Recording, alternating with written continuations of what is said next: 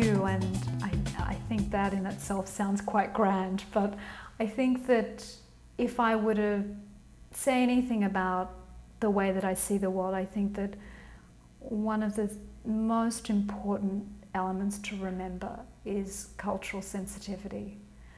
That when we have relationships with other people in other parts of the world, I think that we can never assume that what we think we're communicating is in fact how they see it. That I think that's what I've learned from living in different places around the world, and also being of, I guess, bicultural. Being bicultural, I think that that's the one thing that has influenced all of the work that I do.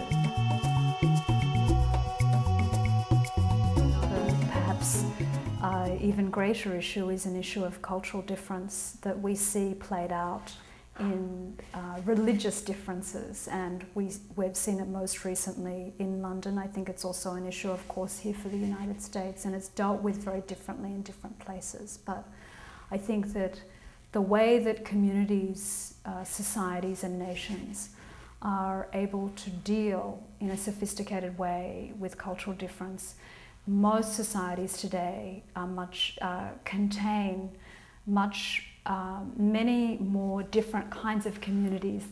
There are very few places in the world that are culturally homogenous today.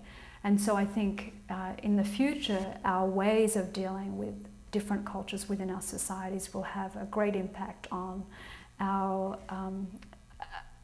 great impact on peace, for example, a great impact on our quality of life. I think that some societies have dealt better with it than others. Some have been addressed through government policies. I think that there are some policies that are more successful than others, and one of the major issues is always about integration. That for individuals to feel like they're a part of the society in which they reside, that they have an ownership or a say in the way that that society is formed and governed, is probably the most important issue. And I think that that's when people when it doesn't happen, that's when people and groups and communities become disenfranchised. And I think that that's when we see great social unrest and other sorts of issues that come from that.